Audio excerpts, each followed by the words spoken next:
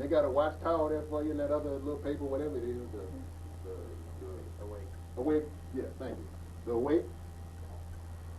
And you say, well, I ain't interested. And they went, you know what? This is what's happening. You have to know this.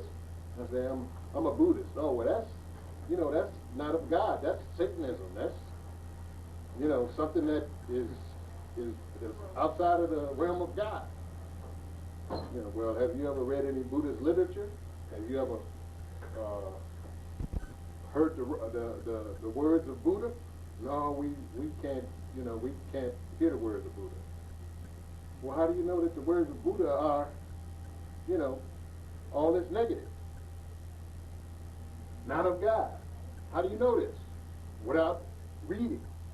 Well, they told me down at the watchtower place that it was evil.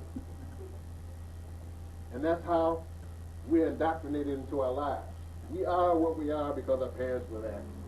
Those of us that try to move past what our parents have been, many times get hung up in the same thing after we leave. We just in a mode of rebellion. Then you get folks who they rebel for a few years. They're just trying to get out the house and slough some of that, somebody telling them what to do for a while, and then they fall back in the line,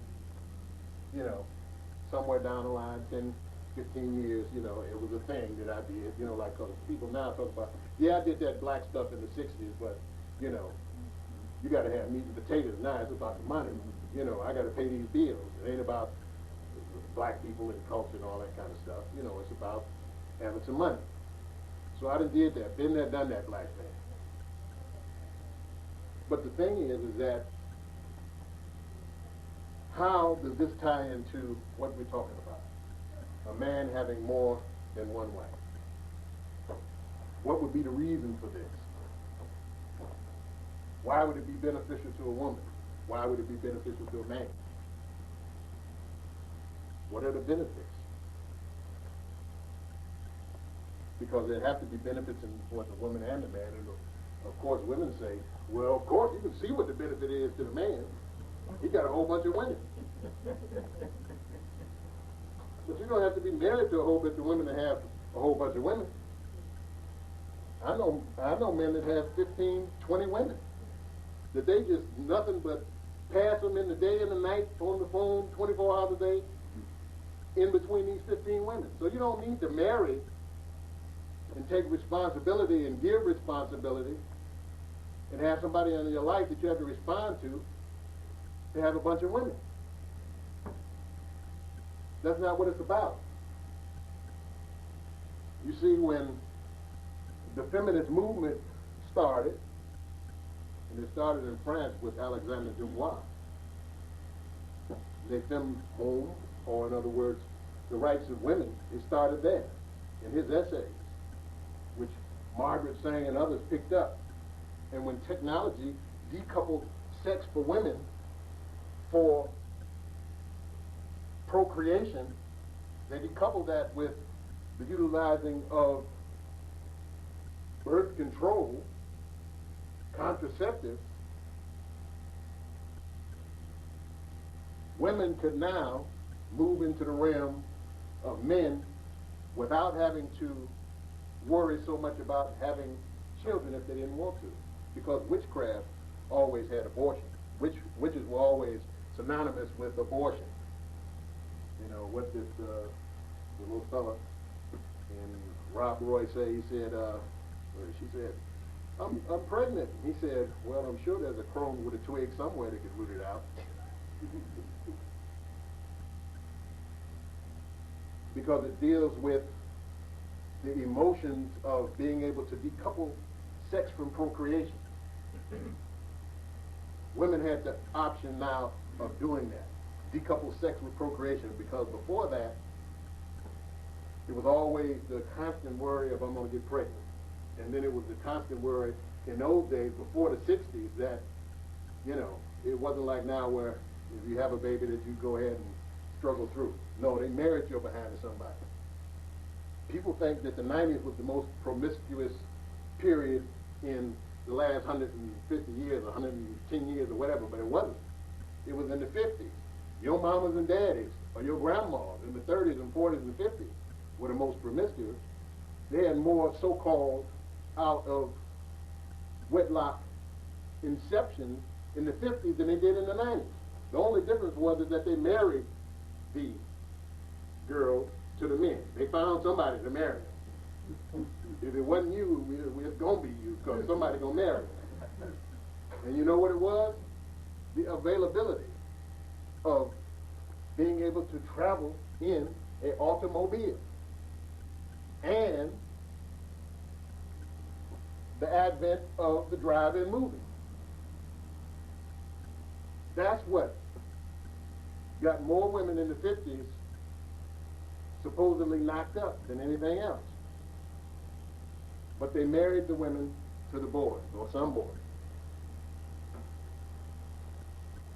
so that they would have the so-called nuclear family situation. But your mothers, you know, my mother was a little bit before the 50s, but some of the young ones, your mothers and fathers were the most promiscuous folks. Now that was by the National Organization of Women, I think, put those statistics out in the book called The Myth of Male Prowess.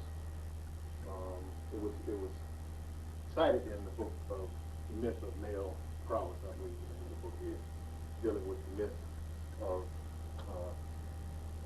men controlling things.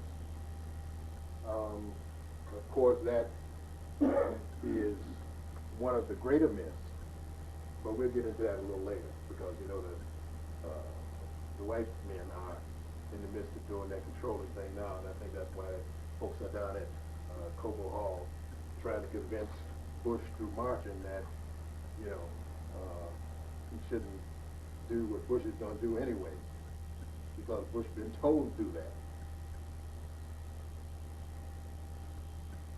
A vehicle of controlling human beings is through their thought process. It is through being able to control the issuance of families, being able to control families.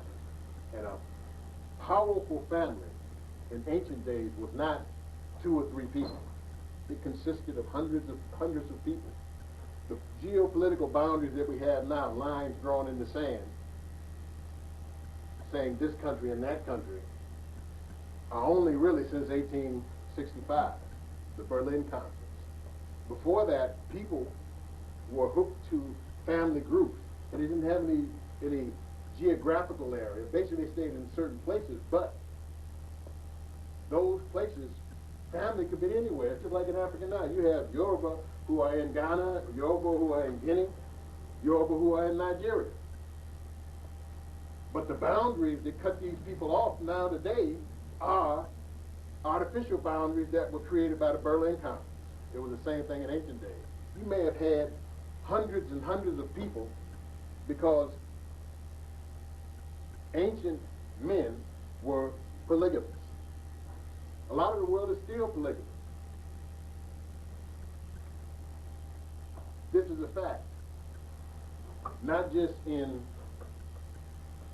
certain countries, so China was, Africa of course, all the way up to Alaska, in the North Pole, the Eskimos, Australia, the Indonesian archipelago, the Philippines, the Americas.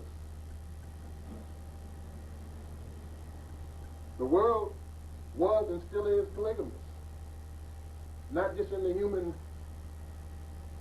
family, but all male mammals are polygamous. It is the nature of man. It's not that they trying and that we are trying to be mean to women or dogs in the sense, you know. It is the nature of the male of the species. You see, men and women perceive intercourse differently. They may tell you one thing, but they thinking something else. Women perceive intercourse as intimacy. Men perceive intercourse as a means of dominion